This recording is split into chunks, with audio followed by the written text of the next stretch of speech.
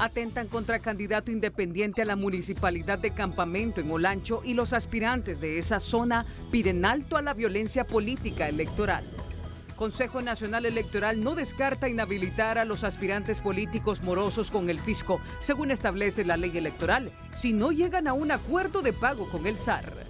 2 de los 3 presidenciables con opción de triunfo responden en frente a frente al informe de morosos presentado por el SAR, y expresidente Zelaya presenta nueva figura tributaria de solidaridad con Xiomara Castro. En nuestra emisión le contamos si los hondureños serán capaces de cortar el ciclo de debilitamiento institucional para reencontrarse con la democracia.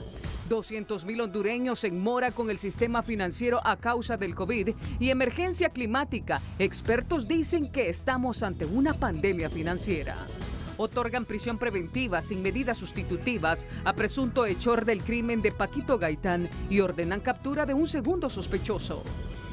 INAMI revela que 65% de menores infractores han confesado ser parte de las maras y pandillas, así como de trabajos en extorsión y narcomenudeo. Los titulares fueron presentados por Tarjeta de Crédito Atlántida Puma. Recibe 8.5% de ahorro inmediato y permanente y megapuntos de bienvenida.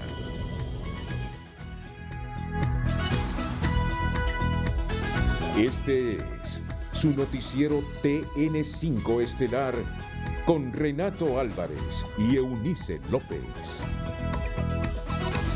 Muy buenas noches, Honduras. Bienvenidos a la emisión de este miércoles 17 de noviembre.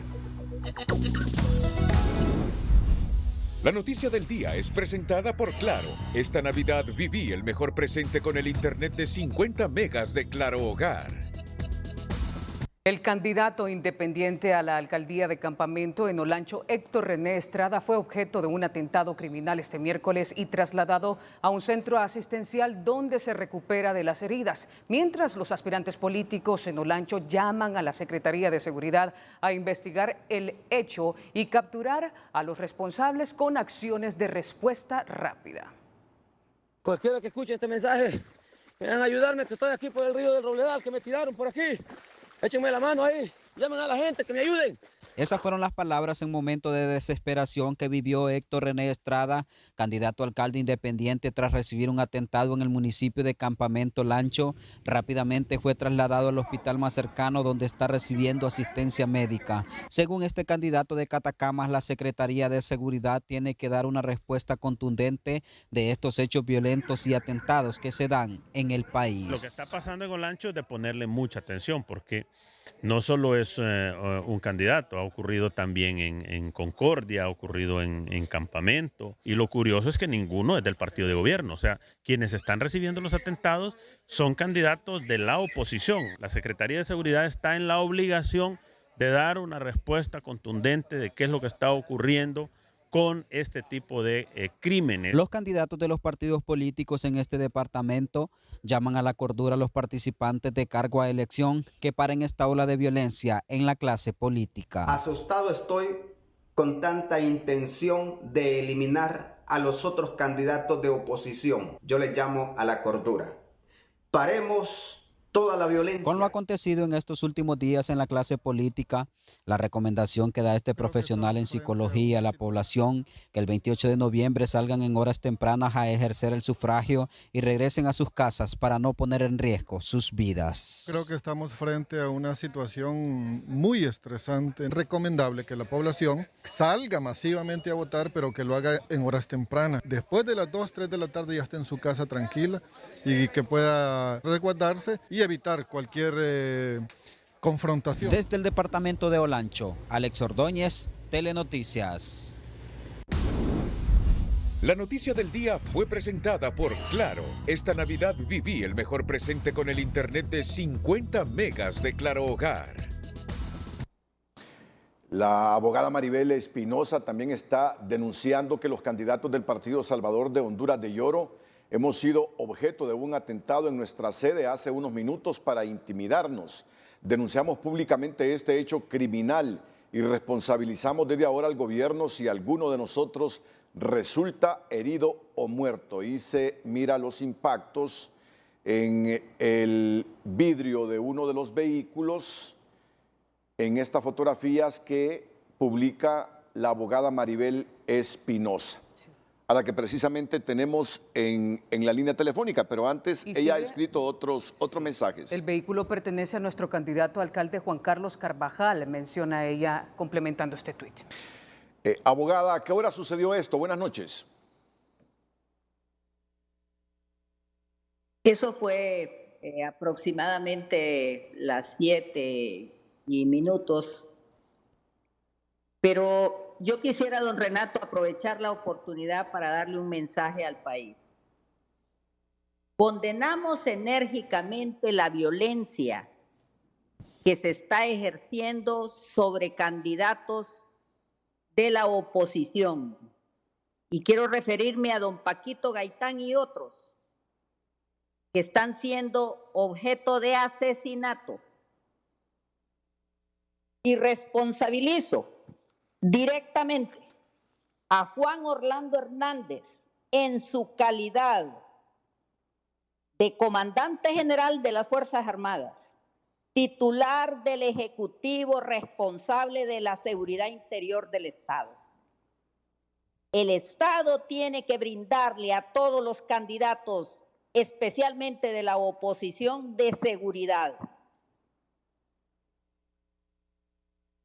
Obviamente, lo que se quiere es intimidar, lo que se quiere es infundir miedo y lo que se quiere es que nos acobardemos.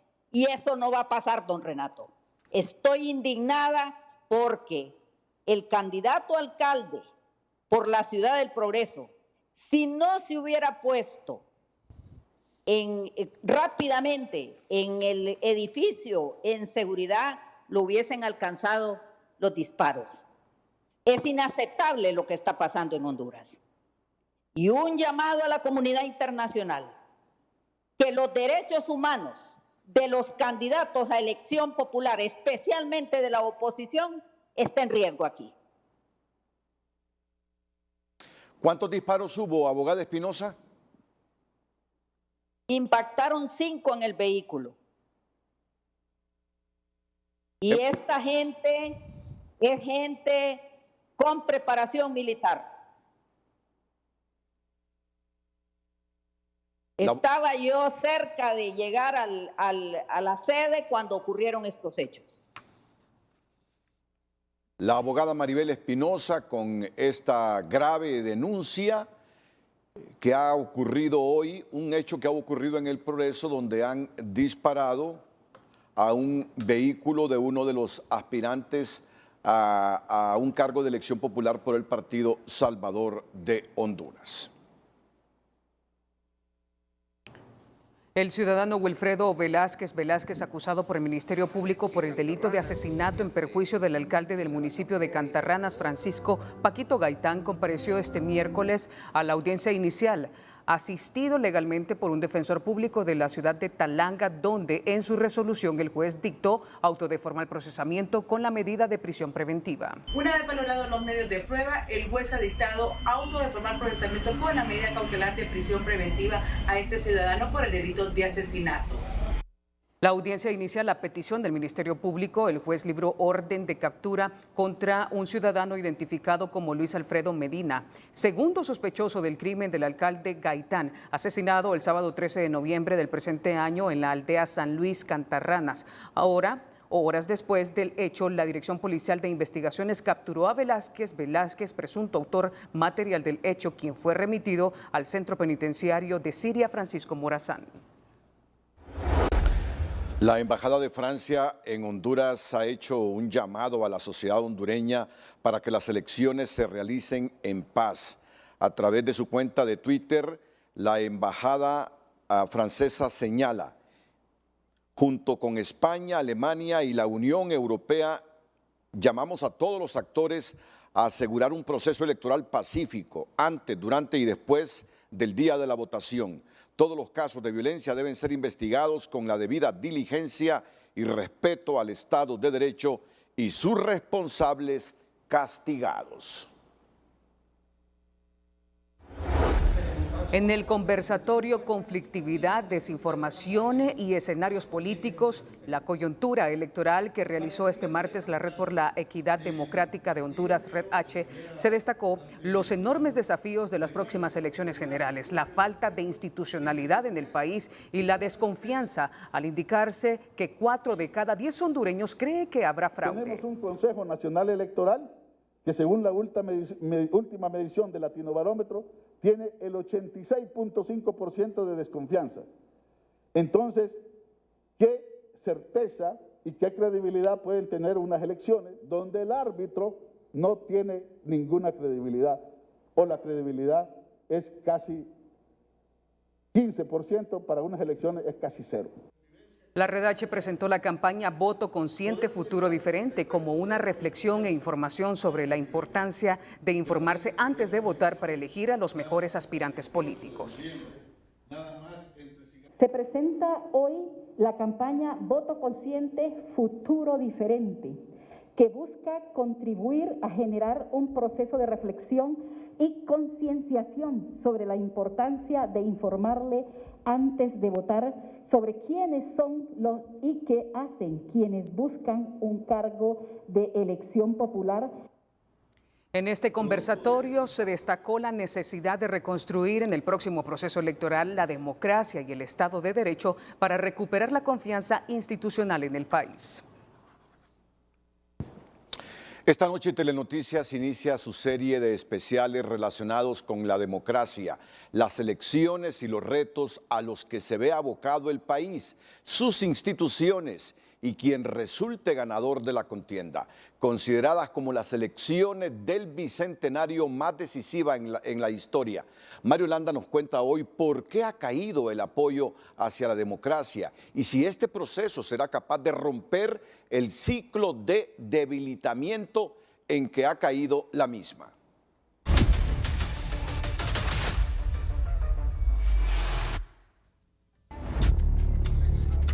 El próximo 28 de noviembre Honduras acudirá a las urnas en las elecciones más decisivas de la historia para demostrar si es capaz de terminar con un ciclo que ha fertilizado el debilitamiento del sistema democrático o al contrario lo profundiza.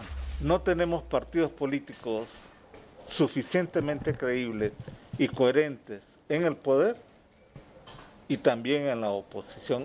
Esa es la gran paradoja que tenemos enfrente. Vamos a votar en contra de, pero sin tener la convicción de a favor de. Según el informe del Latinobarómetro 2021, un 85% de la población en Honduras no está satisfecha con la democracia. Y esto se ratifica, según esta experta, por la situación económica, el desmoronamiento del Estado de Derecho y el no funcionamiento de la institucionalidad. Factores que desembocan en la pérdida de confianza en los partidos políticos, porque la población se da cuenta que no le soluciona los problemas básicos de sobrevivencia. En Honduras, la credibilidad de los partidos políticos es de 9%. Bueno, yo creo que las cifras y la situación en la que está el país explica mucho esa situación. La gente ha perdido la fe en los políticos porque obviamente se dan cuenta de que no solucionan sus problemas básicos de sobrevivencia ni de convivencia. Que el Estado de Derecho se ha desmoronado, entonces no funcionan las instituciones que serían las adecuadas para hacer valer los derechos sociales. Para Eduardo Núñez, experto en temas políticos, a partir de los años 80, tras décadas de dictadura, la región centroamericana apostó por desarrollar la democracia y es la primera vez que se tienen 40 años continuos de ese sistema de gobierno, pero esta se ha ido debilitando. En un evento de los ciclos CAP a periodistas del Triángulo Norte sobre democracia, libertad de expresión y desinformación, Núñez enumeró entre otros los factores de ese debilitamiento: la presencia del crimen organizado en los aparatos institucionales del Estado, la corrupción e impunidad, la creciente y difícil gobernabilidad y la entropía democrática, que está asociada con la incapacidad de los sistemas democráticos para transformarse y reformarse. Las democracias requieren instituciones robustas, las democracias requieren estados robustos, las democracias requieren estados con capacidades regulatorias efectivas, las democracias requieren estados con capacidades de gestión. estratégica de políticas y de servicios públicos. La democracia requiere estados con capacidad de resolver, atender de manera oportuna y apropiada necesidades y expectativas socialmente establecidas. De ahí la importancia que estas elecciones revisten para Honduras.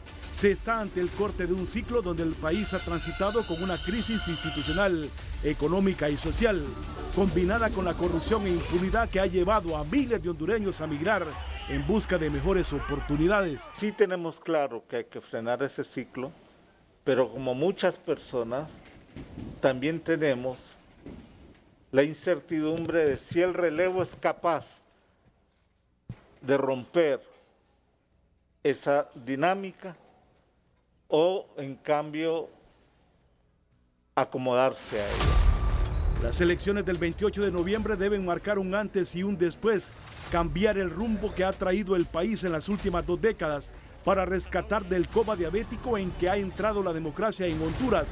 Apenas el 30% de los hondureños la apoyan, apunta el Latinobarómetro, y así lo advierten también los expertos. Estas elecciones yo sí considero que son cruciales porque marcarán un parteaguas. O continuamos por la ruta en la que hemos estado estos últimos años, o buscamos enderezarla. Y eso solo lo puede hacer el voto. Si se respeta la voluntad popular expresada en el voto, estas elecciones representan un respiro a la deteriorada institucionalidad. Representan una oportunidad para recuperar la confianza en nuestras instituciones. El compromiso de los votantes el día de las elecciones marcará la historia del país. O se rescata la democracia o esta seguirá en un coma permanente. De continuar la tendencia, podemos llegar a superar los escenarios que vive Haití, un absoluto estado en descomposición social. La tendencia continúa, lo que nos espera es terminar como Haití, un país que ya no produce cifras oficiales, un país que incluso ya ni es considerado dentro de las instancias internacionales como un ente participante, como todavía es Honduras, ¿verdad? Según los expertos, al margen de quién gane los comicios, el país a gobernar no estará lleno de rosas. La conflictividad social seguirá latente y la fragilidad democrática continuará su deterioro si las reformas de la democracia no se hacen en democracia. De ahí que afirmen que las elecciones del Bicentenario son las más decisivas en la historia de Honduras para construir el país soñado. Mario Landa, Telenoticias.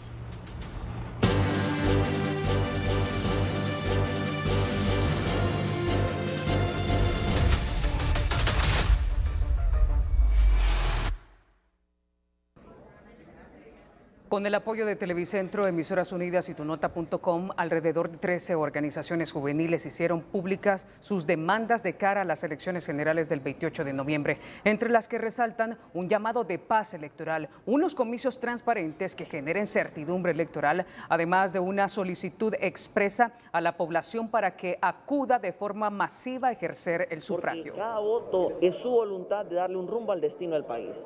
La otra manera es la observación electoral. Muchas de estas organizaciones que hoy leyeron este comunicado se están involucrando, no solo ellos, sino haciendo un llamado a sus comunidades, a sus vecinos, a sus amigos y compañeros para hacer observación electoral. Nos vamos a estar desplazando. Son más de 1000 jóvenes cuando empezamos a sumar los esfuerzos de cada una de estas organizaciones. Desde la Corporación Televicentro, Emisoras Unidas y tunota.com comparten las exigencias y se sienten satisfechos de crear espacios y contenidos para la juventud. La Televicentro y Emisoras Unidas junto con Tunota hemos estado creando durante todo este año electoral diferentes espacios y contenidos para la juventud. Y con este comunicado y con este llamado que está haciendo la juventud, Televicentro, Emisoras Unidas y Tunota compartimos esas exigencias como grupo de comunicación y seguiremos creando estos espacios para que la juventud sea escuchada y para que sean ellos también los protagonistas de este acto, de este momento electoral que vamos a llevar a cabo el próximo 28 de noviembre. Los jóvenes piden a la clase política colocar el bienestar y la prosperidad postelectoral antes que cualquier incitación al odio y a la división, mientras a la ciudadanía piden no tolerar la violencia política y castigar con el voto a aquellos que la promuevan. Más adelante aquí en el Noticiero Líder, en Costa Rica vinculan al presidenciable Narria Fura de haber intercedido con un alto mando militar hondureño para conseguir un permiso en favor de un empresario costarricense exportador de explosivos detenido el lunes en San José. Antes, en nuestra nota positiva, le contamos la historia de superación de un joven indígena lenca que hoy día es abogado, periodista y escritor, formado en la doctrina social de la Iglesia e impulsor del arte y la cultura con el propósito de fomentar la esperanza. La noticia positiva es presentada por Ban Rural. Estamos comprometidos en brindar oportunidades para los hondureños que sueñan en grande.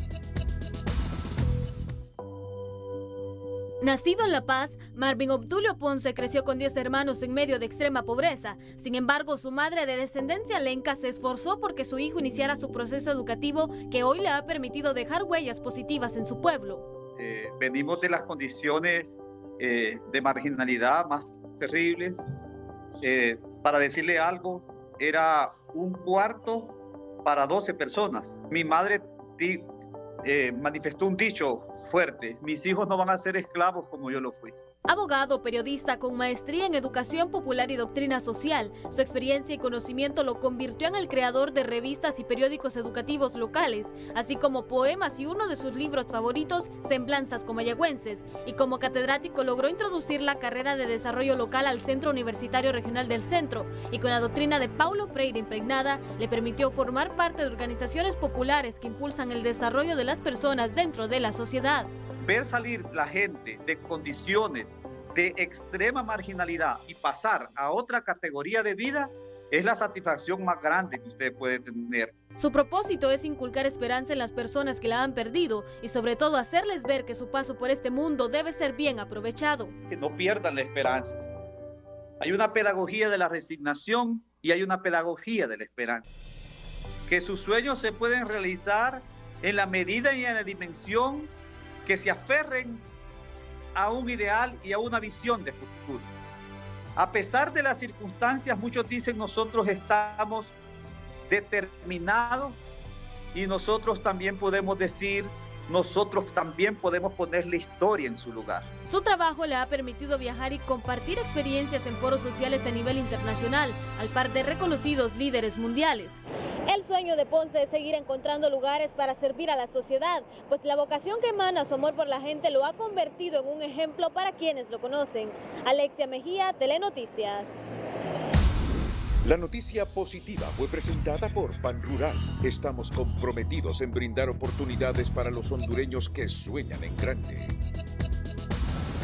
Little Caesar inauguró este día con gran suceso su restaurante número 37 a nivel nacional, el cual se encuentra ubicado en el barrio La Granja de Comayagüela, a escasos metros de la periférica del Seguro Social. Estamos muy contentos de anunciar la apertura de esta nueva sucursal número 37 de Little Caesars, que está ubicada en el barrio La Granja de Tegucigalpa. Con eso pues reafirmamos el compromiso de Grupo Intur de seguir creciendo y desarrollando las marcas líderes que tienen, en este caso a través de Little Caesars, y también que escuchamos a todos nuestros clientes que hace días nos estaban pidiendo un punto de venta en esta zona y pues aquí estamos para complacerlos.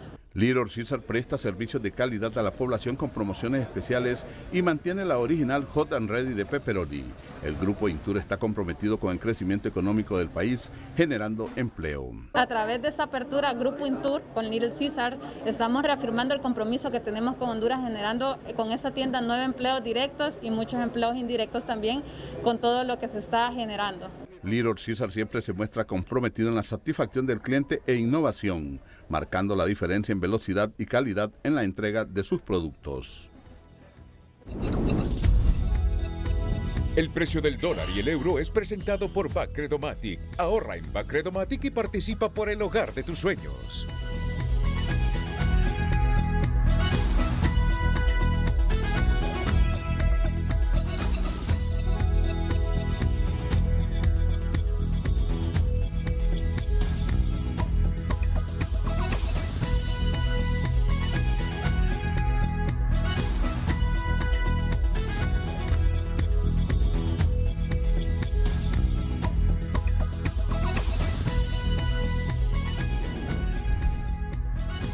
El precio del dólar y el euro fue presentado por Bacredomatic. Inscríbete, ahorra y participa por el hogar de tus sueños.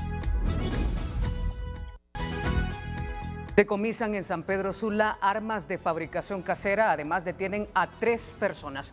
Orlen Martínez con los detalles. Orlen. Así es, buenas noches. Me encuentro con el vocero de la policía en la zona norte del país. En las últimas horas se ha realizado una operación de impacto. En la misma se han decomisado bombas Molotov y otros artefactos. ¿Con qué objetivo estarían utilizando estas personas estos artefactos?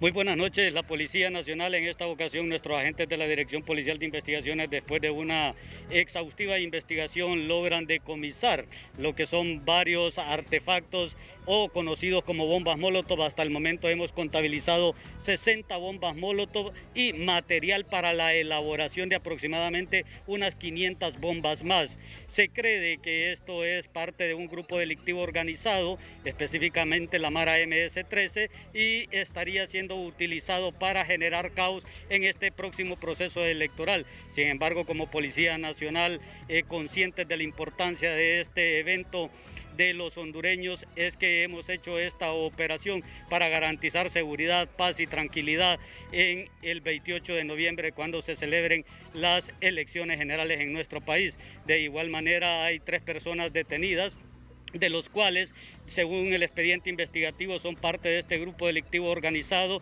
y al momento de ser requeridos se les encontró en posesión de armas de fuego, de igual manera dinero en efectivo, aproximadamente 8.000 empiras, varios envoltorios plásticos conteniendo en su interior polvo blanco, supuesta cocaína, 35 envoltorios plásticos conteniendo en su interior piedra blanca, supuesto crack.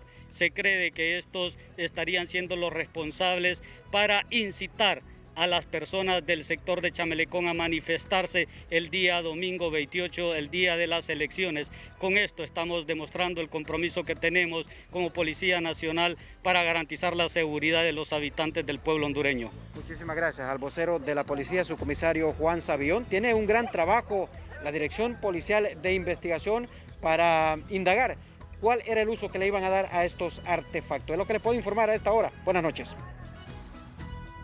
El tema del listado de los integrantes de la Junta Receptora de Votos sigue sin resolverse y un nuevo plazo vence la medianoche de este miércoles. Los partidos Nacional y Libre han entregado sus listados, pero bajo medidas de seguridad, autorizando su apertura hasta que el resto de partidos políticos haga lo mismo, por lo que no se descarta que una vez más se extiendan credenciales sin nombre a los representantes de los partidos políticos que integrarán las juntas de receptoras de votos.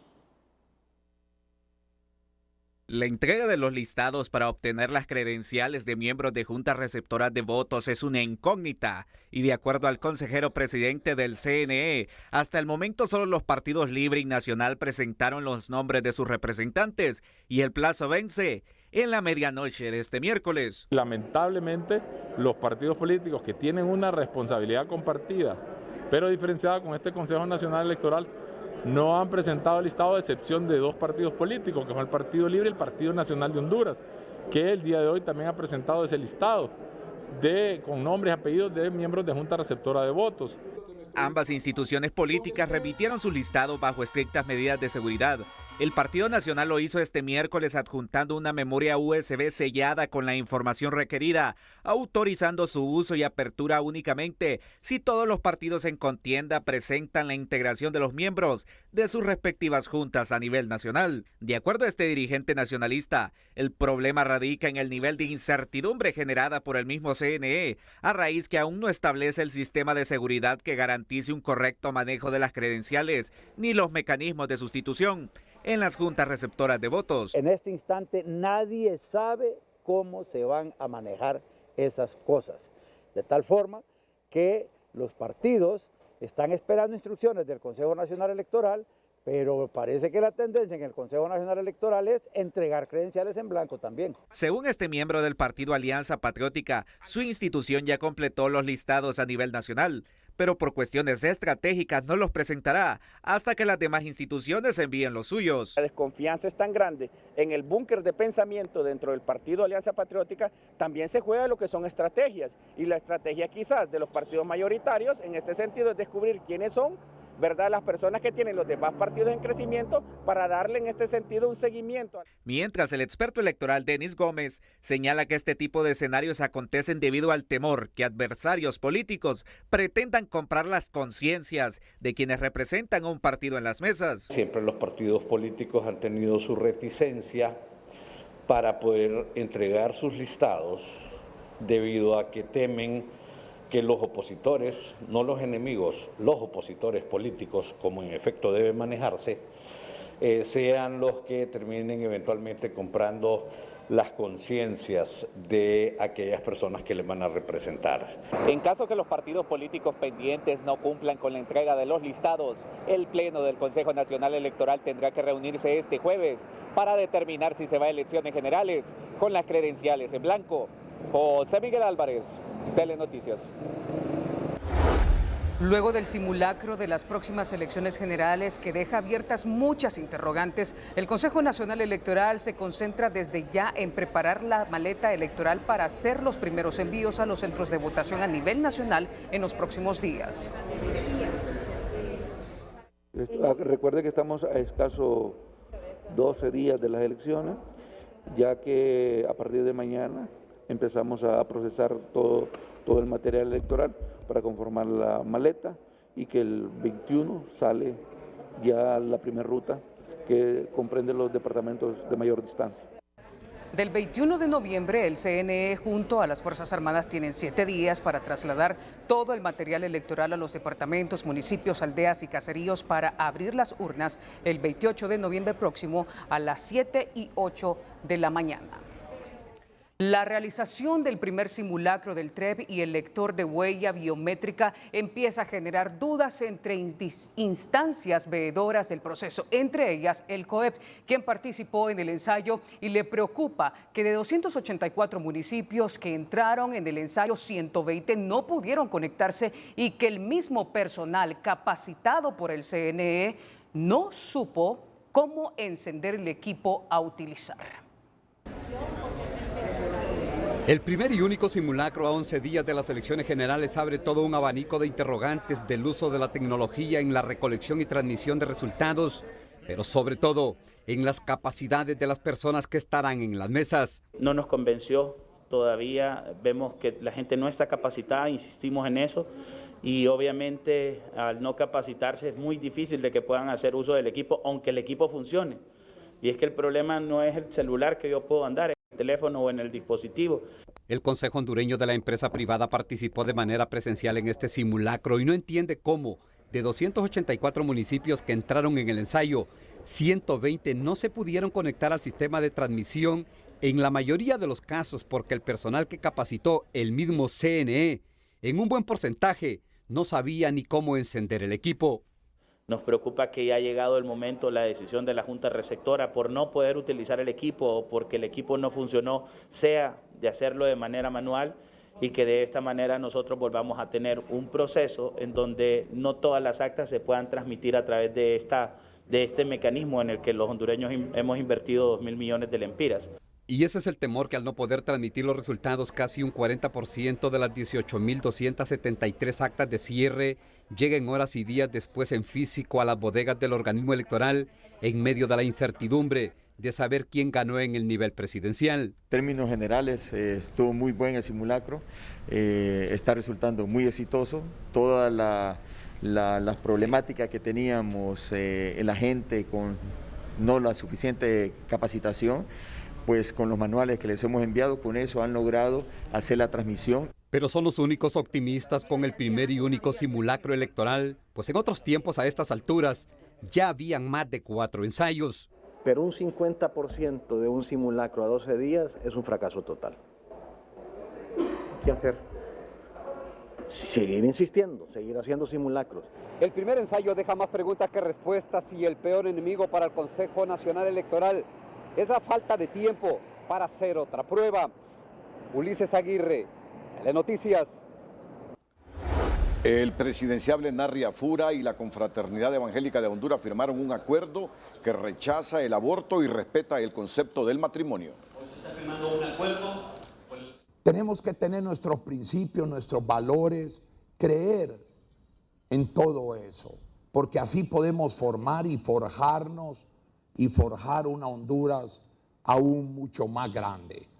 Tener una Honduras en paz y tranquilidad, donde este 28 de noviembre nosotros los políticos y especialmente nosotros los que vamos de candidatos presidenciales, que Dios, Jesucristo nos llene de tranquilidad, de perseverancia, de sentido común, de sosiego. Reconocemos el compromiso que se hace en esta mañana, donde el candidato Tito Afura se compromete invitando a la iglesia a respetar la vida, a ver y considerar la familia como el núcleo importante establecido por Dios, respetar los principios y valores eternos bíblicos, y eso es grandioso. Nosotros acompañamos esto y estaremos vigilantes de ello. El acuerdo por Honduras también reafirma y fortalece la relación con Israel como pueblo hermano que comparte valores como el respeto a la vida. Esta noche en El Mundo en TN5, Raquel Lazo nos informa que en Costa Rica las investigaciones en el caso Diamante arrojan que Johnny Araya, alcalde de San José, le pidió al alcalde de Tegucigalpa y actual candidato presidencial Narry Afura que intercediera ante la Secretaría de Defensa para que aprobara un permiso en favor de un empresario propietario de la exportadora de explosivos costarricense Explotec. El Mundo en TN5 es presentado por Tigo. Conéctate en Navidad con un smartphone 4G LTE, solo 1,499 lempiras. Johnny Araya Monge, alcalde de San José, intercedió ante el alcalde de Tegucigalpa y actual candidato presidencial en Honduras, Narry Afura, para que el Ministerio de Defensa hondureño aprobara un permiso a favor del empresario Daniel Cruz Porras, propietario de la exportadora de explosivos costarricense Explotec, quien fue detenido este lunes por el caso Diamante. Así lo expone la investigación hecha por el organismo de investigación judicial OIJ. El empresario costarricense necesitaba un permiso para pasar una mercancía de Honduras a El Salvador y tenía problemas para que el ministro de Defensa de Honduras, Freddy Díaz Zelaya, se lo extendiera.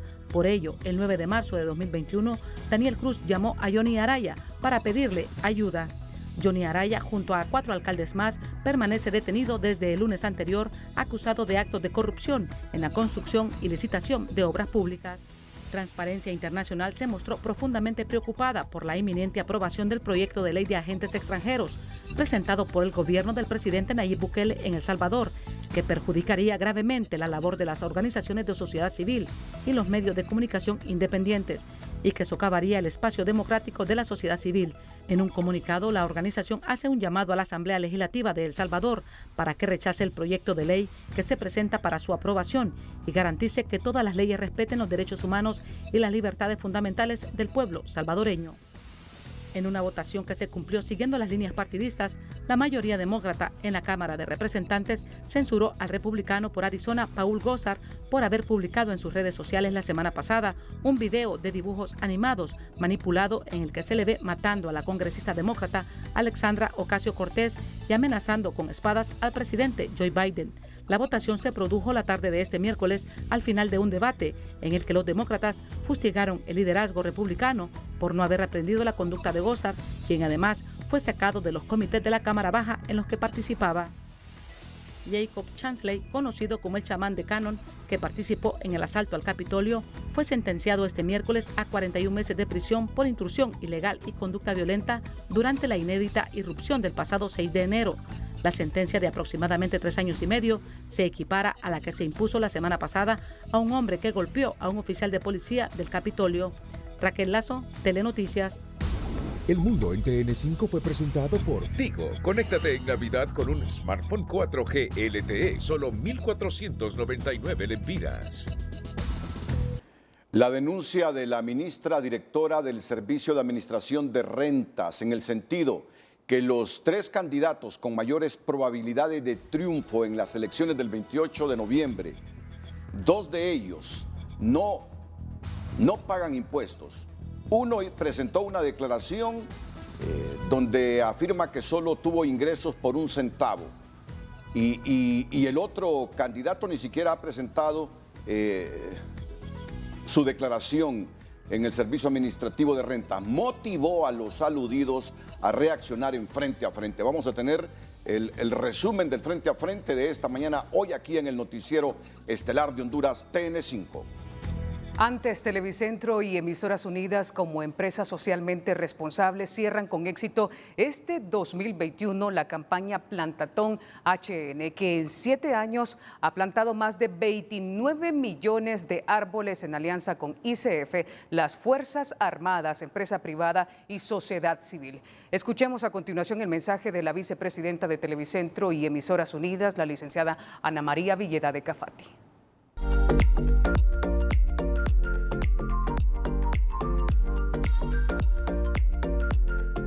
Plantatón realmente es un proyecto que nos ha dado muchas satisfacciones a través de estos 7 años. En la unión, donde se conjuntan alianzas estratégicas con las Fuerzas Armadas, con el ICF, mucha empresa privada y por supuesto nuestros medios de comunicación tradicionales como televisión y radio y por supuesto digital, que le ha dado una fuerza enorme a través de todo el país y a nivel internacional.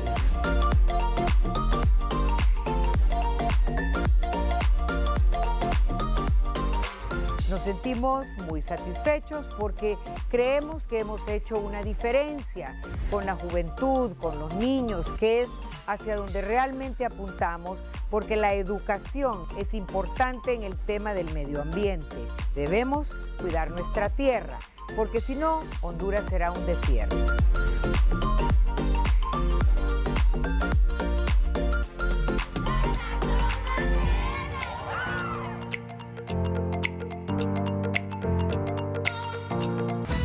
El candidato a la alcaldía del Distrito Central por el Partido Liberal, Eduardo Maltel, presentó este martes su plan de gobierno con 5 ejes principales que se compromete a cumplir en los primeros 2 años de su gestión edilicia. Resolver 2 macroproyectos, como es el problema del acceso al agua potable. Aquí está el ingeniero Moncada Gross, que es el último que hizo represa. Ya tenemos el financiamiento también, $200 millones. Transporte público, 150 millones de dólares. Para mejorar el nivel de vida de los capitalinos y ponerle a la comuna rostro social, el plan de gobierno del candidato liberal también contempla, más allá de solucionar el eterno problema del agua, crear programas y proyectos para beneficio de los sectores más vulnerables.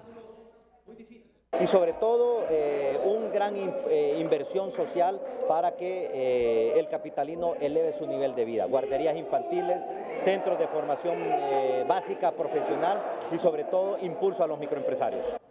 Pero su mayor compromiso, dice Martel, es luchar de frente y sin descanso contra la corrupción en cada uno de los campos de la administración de la comuna capitalina, pues buena parte de los fondos que requieren los proyectos y programas de su plan de gobierno saldrán de aquí, pues son cantidades sustanciales que se esfuman producto del flagelo, aseguran. Las autoridades del Partido Liberal nombraron a Clarisa Gaitán, hija del alcalde fallecido Francisco Paquito Gaitán, como la candidata a la vicealcaldía del municipio de San Juan de Flores, mejor conocido como Cantarranas. Así es. Primero fue una propuesta de parte de la población de Cantarranas. No estaba en mis planes, pero al ver que las personas se me acercaban y me decían, usted debería de ocupar el cargo de su padre, siento que es la mejor manera de honrar su memoria. Por su parte, Marco Guzmán asume la responsabilidad de la candidatura a la alcaldía de ese municipio. Pero el Consejo Local Liberal y la Corporación Municipal de Cantarrana, los miembros del Partido Liberal, nos han ayudado a decidir, junto al pueblo de Cantarranas, que yo, que era su compañero de fórmula como vicealcalde, pues suba a la candidatura como alcalde y su hija, Clarisa María Gaitán, pues me acompañe como candidata a vicealcalde del municipio de Cantarrana. Asimismo, Clarisa Gaitán ostentará el cargo de alcaldesa del municipio de Cantarranas por lo que resta del periodo de su padre, que fue electo en las elecciones generales de 2017, luego que renunciara a la actual la actual vicealcaldesa Marisa Calix al cargo que le correspondía por ley después de la muerte de Paquito Gaitán. Este miércoles, en el programa Frente a Frente, 2 de los 3 aspirantes presidenciales con opción de triunfo salieron al paso ante el informe tributario presentado por el SAR al Consejo Nacional Electoral, al que se sumó el expresidente Zelaya al asegurar que en el caso de la candidata Xiomara Castro, él es responsable solidario para cumplir los compromisos tributarios de la familia. Pero este tercero La intervención esta mañana en Frente a Frente de la ministra directora del SAR respecto a los candidatos presidenciales evasores del fisco obligó a los aspirantes con mayores probabilidades de triunfar a dejar sus agendas por un momento y aclarar los señalamientos de la funcionaria. Uno de ellos no está presentando declaración de impuestos sobre la renta. El otro nos presentó una declaración con 1 centavo.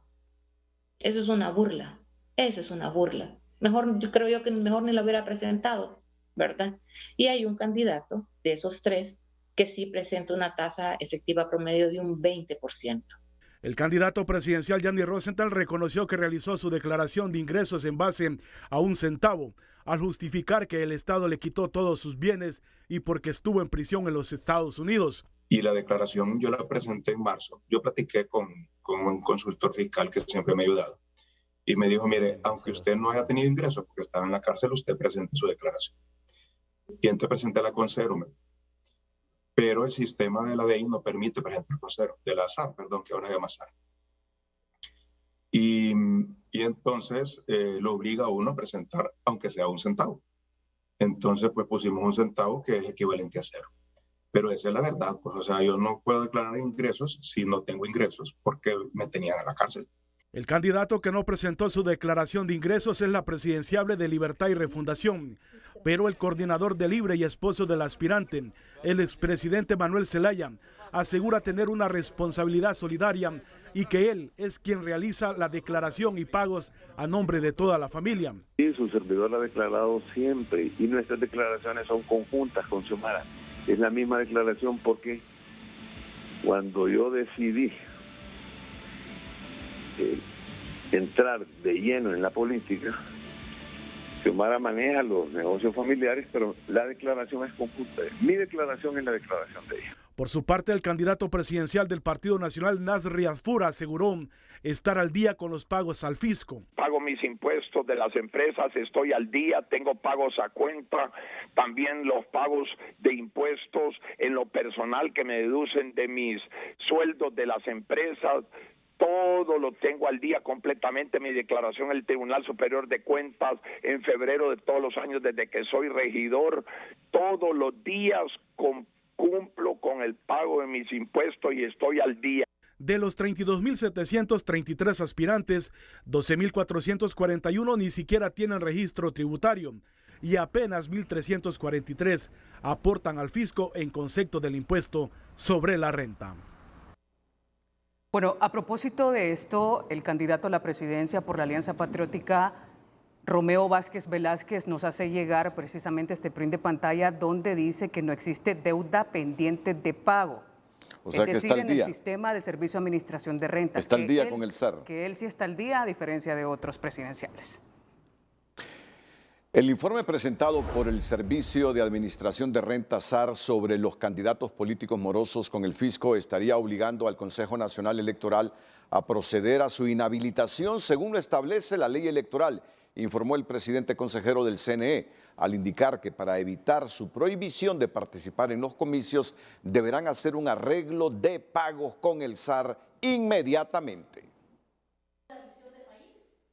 El presidente del Consejo Nacional Electoral, Kelvin Aguirre, advirtió a los candidatos morosos con el fisco que serán inhabilitados si no llegan a un arreglo de pago con el Servicio de Administración de Rentas a 11 días de las elecciones generales. Es una garantía constitucional y por lo cual nosotros vamos a notificar a los partidos políticos cuáles son los candidatos morosos y ellos tendrían que llegar a un arreglo de pago y en caso que no lo hagan, se les inhabilita. En el artículo 199 de la Constitución de la República y en el 214 de la Ley Electoral se establece que no pueden ser electos a un cargo de elección popular los deudores morosos de la hacienda pública. Es bien claro el 199 de la Constitución y creo que es como el 200 y algo de la ley electoral. Y dice no tener deudas pendientes con la hacienda pública, y esa inhabilidad o prohibición abarca los últimos 6 meses previos a las elecciones. Por su parte, comisionados de la Unidad de Política Limpia aseguran que es responsabilidad del CNE tomar la decisión en cuanto a la inhabilitación de los candidatos evasores, ya que a la unidad solo le queda cruzar la información a la hora de realizar las auditorías. Verificar y cruzar información. En este momento hemos verificado y cruzado información con el sistema de administración de rentas. A posteriori, en lo que es referente a las auditorías, tendremos que cruzar información con el Tribunal Superior de Cuentas. Para el secretario del Foro Nacional de Convergencia, FONAC, Omar Rivera, los aspirantes a cargos de elección popular que no cumplan con el fisco no están autorizados legalmente para gobernar en los próximos 4 años. Quien es incapaz de ser honesto con la administración de su patrimonio particular o responder ante el sistema de administración de rentas pagando los impuestos, pues no está calificado para gobernar el país. Yo creo que quien es irresponsable pagando impuestos va a ser irresponsable administrando el patrimonio nacional. El máximo órgano electoral ya tiene en su poder el informe de los evasores, el cual revisará y comenzará de inmediato a notificar a los candidatos que aparecen en el listado. Por eso es el llamado al ciudadano para que el próximo 28 de noviembre sepa elegir bien a ese candidato que lo va a representar en ese cargo de elección popular. José Andino, Telenoticias.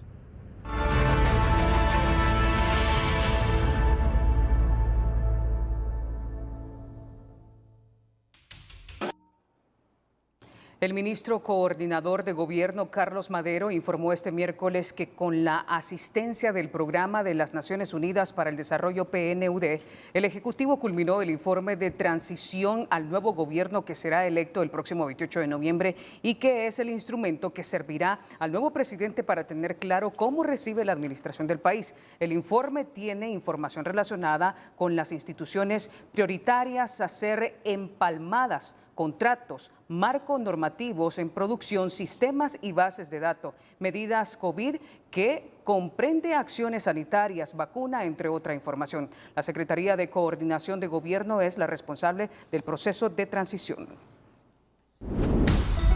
Cuando regresemos de la pausa comercial, 200,000 hondureños en mora con el sector financiero. Entérese por qué, entérese las causas de esta mora al regresar con el Noticiero Líder. Antes, en nuestra sección de tecnología, conozca a las primeras gafas de realidad aumentada del mundo con pantalla AR de 200 pulgadas. Mire usted qué cifras. Unos 200,000 hondureños se encuentran en mora con el sector financiero, revelan los expertos al abordar lo que estiman una pandemia financiera para los afectados por la COVID que no terminan de salir de la central de riesgo. El Minuto Financiero es presentado por Ficosa, porque ahorro en el mejor banco tengo la mejor tasa de interés. Abre tu cuenta de ahorro, disfruta más hoy. El COVID-19, además de traer luto y dolor en la familia hondureña y el mundo, trajo consigo una pandemia financiera que genera precariedad en la ciudadanía. Expertos nacionales e internacionales coinciden que el daño es mundial y en Honduras más de 200,000 compatriotas cayeron en mora con el sistema financiero. Y esta es una pandemia financiera. Lo que provoca y lo que nos viene es una tendencia que se está marcando en todos los mercados. Del 16% de las personas que estaban en el sistema crediticio en Honduras pasa a un 27% en niveles de morosidad. ¿Qué significa esto? Que más de 200,000 personas, más de 200,000 consumidores hondureños que en ese momento tenían un crédito, pasaron al menos una mora de 30 días. Expertos nacionales señalan que todo se explica por el cierre de la economía en el 2020 y parte del 2021, provocada por la COVID-19, más los daños ocasionados por ETA y IOTA. Fenómenos sanitarios y naturales que provocaron el cierre de empresas dejaron sin empleo a miles de hondureños y lo peor, sin ingresos familiares para cubrir sus necesidades básicas, mucho menos para pagar deudas bancarias. Si hablamos, por ejemplo, que arriba del 23% de los hogares, al menos una persona perdió empleo y que los que han recuperado el empleo se están tardando más de 3 meses en poder encontrar un nuevo y que los que están desempleados llevan más de 6 meses en realidad sin empleo, es sumamente coherente el hecho de que se puedan ver reportados incrementos en los niveles de mora en este tipo de préstamos, ¿no? Lo que puede prever es que en algún momento puedan requerirse nuevas condiciones blandas para que mucha gente realmente pueda rehabilitarse dentro del sistema. Los productores nacionales reconocen que forman parte de la extensa lista de morosos con el sistema financiero nacional, asegurando que su incumplimiento no es premeditado, sino por la pandemia y los fenómenos naturales. La mora existe en todos los niveles, en el sector agrícola y en el sector pecuario. El sector arrocero no es la excepción. La morosidad, además de provocar problemas al sistema financiero, daña a los deudores porque los ubica en la central de riesgo y además al país porque desacelera la reactivación económica porque existe menos circulante. En vista de tanta morosidad se vuelve necesario buscar nuevos productos financieros o opciones para que los hondureños le puedan hacer frente a esta crisis de insolvencia económica que viven y de esta forma poder honrar sus deudas con la banca y con otros acreedores. Nelson Lanza, Telenoticias.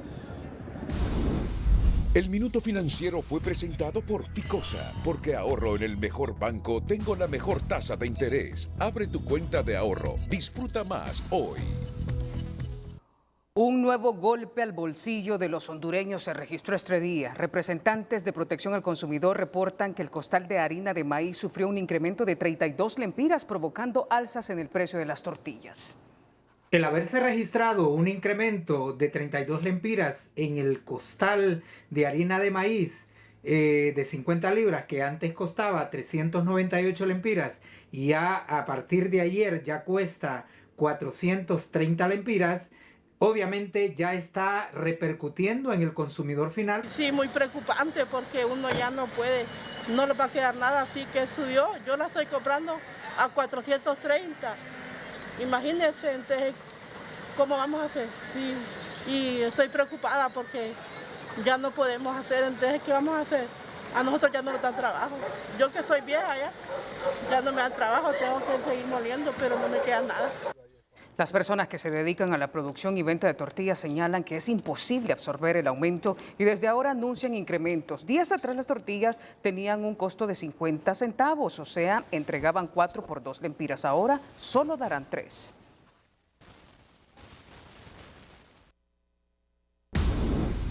Economía Hoy es presentada por Banco de Occidente. Cumplimos 70 años y reiteramos que apoyando al pequeño de hoy, hacemos el grande del mañana.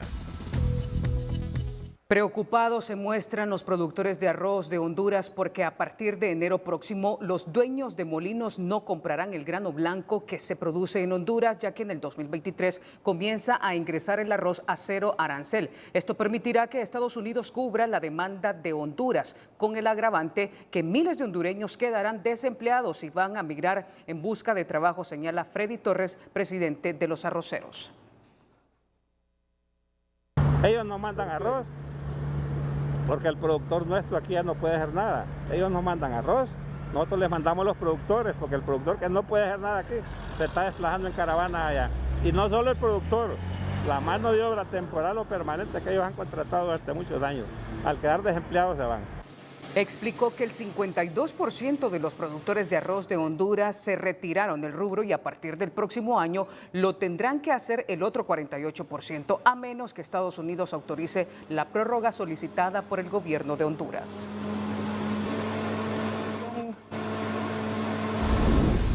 Economía Hoy fue presentada por Banco de Occidente. Cumplimos 70 años y reiteramos que apoyando al pequeño de hoy, hacemos el grande del mañana. En nuestra sección educativa financiera le damos algunas recomendaciones para los negocios que buscan sobrevivir a los efectos económicos de la pandemia. Educación Financiera es presentada por Banpaís. Aprovecha los descuentos y divide tus compras en cuotas 0% interés con las tarjetas de crédito Banpaís. Recomendaciones para afectados por la pandemia. Asegurar liquidez de la empresa. Como estrategia, algunos negocios quizás hagan recortes parciales con el propósito de conservar efectivo. Sin embargo, otra posibilidad es aprovechar líneas de crédito favorables. Analizar la vulnerabilidad de la empresa.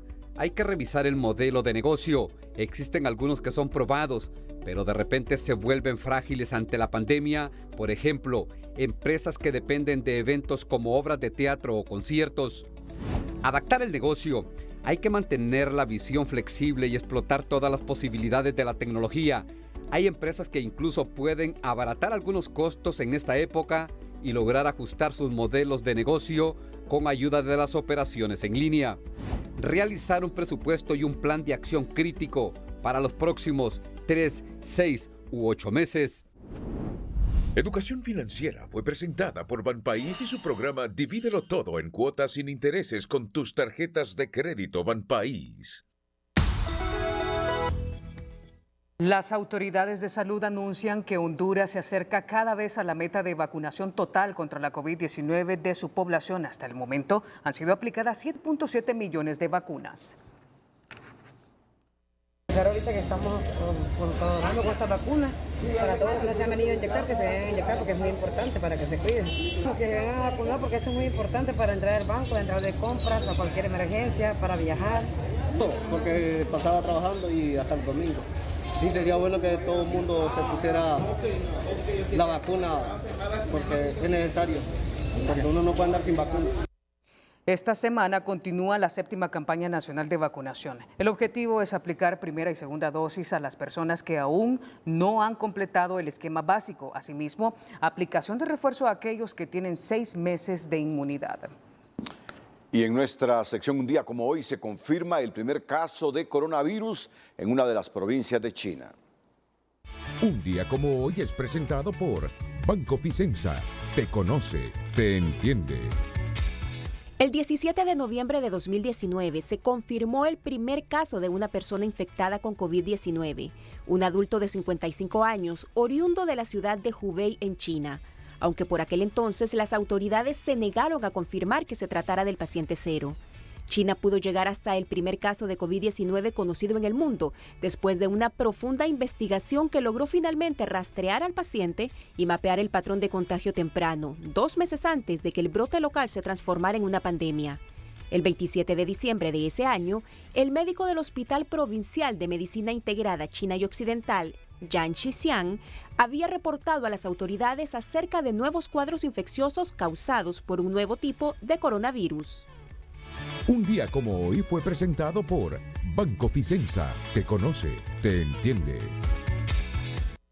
Un enjambre de abejas atacó este miércoles a un octogenario en el municipio de El Triunfo y pese a que fue trasladado hasta el Hospital General del Sur, lamentablemente perdió la vida luego de ser ingresado en el centro asistencial. 80 años de edad, procedente de la corteza del Triunfo, en el cual fue atendido en horas de la madrugada, falleciendo a eso de las 3:10 de la mañana con una historia de picaduras de abeja, lo cual le provocó un choque anafiláctico y un paro respiratorio y le llevó a la muerte.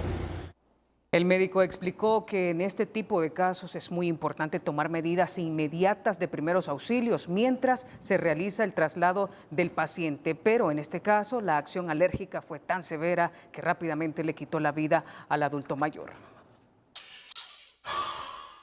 Mediante operaciones de inteligencia, búsqueda y reconocimiento por parte de la Fuerza Naval de Honduras con personal del 1er Batallón de Infantería de Marina y el apoyo de operaciones aéreas, se logró asegurar 2 embarcaciones tipo lanchas rápidas, las cuales estaban ocultas con maleza en la comunidad de Punta Hisopo en el departamento de Atlántida. En el operativo se logró asegurar 13 fardos conteniendo supuesta droga y el requerimiento de 7 ciudadanos quienes venían a bordo de una lancha con uno de los paquetes conteniendo supuesta droga.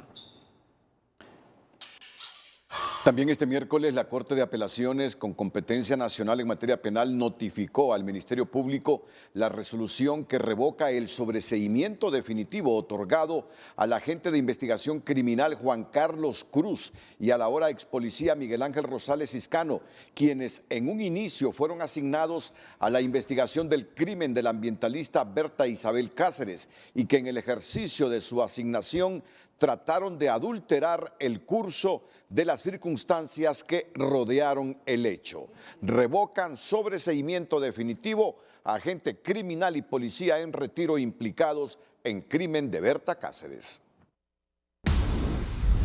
El estado del tiempo es presentado por Diunsa. Llegó la promoción más esperada. Black Week Diunsa. Los precios más bajos garantizados. Hola, ¿qué tal? Feliz noche para todos. Inicio presentándoles imágenes de impacto del río Medellín que se desbordó por completo y ha afectado completamente la ciudad de Medellín y parte del municipio de Bello. Y bueno, los habitantes de estos sectores dicen que jamás habían visto cosa igual. ¿Qué pasa para las próximas horas en nuestro territorio? Bueno, tenemos un canal de humedad que se mantiene desde un frente frío que se está debilitando al norte de la península de Yucatán, y aquí está bien marcado este canal de baja presión y las corrientes de bajo nivel que recorren sobre nuestro territorio y que están dándonos inestabilidad atmosférica. Para este jueves entonces continuará el ascenso de humedad a través del Pacífico y el descenso de humedad también sobre la parte norte de Honduras. Como consecuencia tendremos hacia el final del día lluvias en buena parte del departamento de Colón, Atlántica, parte de Lloro, el departamento de Cortés y los departamentos colindantes con Guatemala y El Salvador. El resto sin posibilidad de precipitación. Algunos picos muy bajos, repito, de temperaturas. Aquí en el centro principalmente pueden descender las temperaturas a 14 grados para levantarnos y luego irán ascendiendo en el transcurso de la jornada y llegaremos a temperaturas por encima de los 25 grados Celsius a nivel nacional. Cuídense mucho, siempre les queremos como televidentes y no como noticia. Que la pasen bien. El estado del tiempo fue presentado por Diunsa. Llegó la promoción más esperada. Black Week Diunsa. Los precios más bajos garantizados. Mejía con el hecho, la frase y la imagen del día.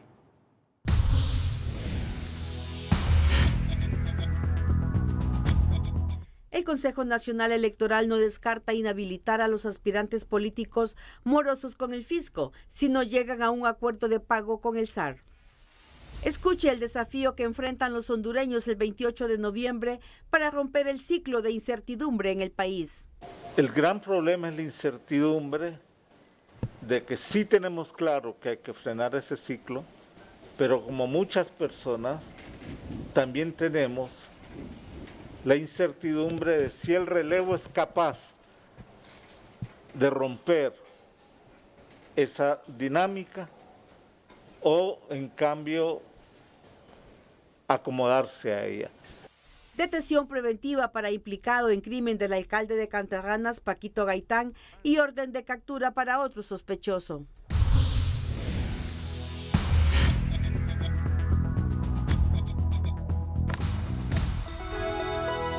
Llegamos al final de la emisión estelar. Nos despedimos con las 5 de TN5. A todos, feliz noche. Bendiciones.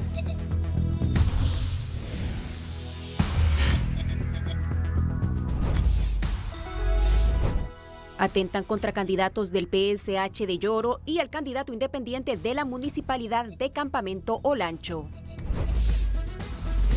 Gianni Rosenthal acepta que en su última declaración del impuesto sobre la renta solo declaró 1 centavo de ingreso porque el Estado lo dejó en la calle, y el expresidente Zelaya presenta nueva figura tributaria de solidaridad con Xiomara Castro.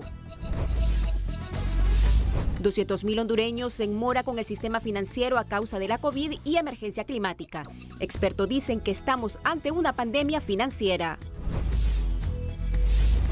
Gobierno culmina su informe de transición que entregará a quien gane las elecciones para que conozca el país que hereda. Investigación Diamante en Costa Rica revela que el alcalde de San José abogó ante su par en Tegucigalpa por autorización de permiso a favor de Explotec.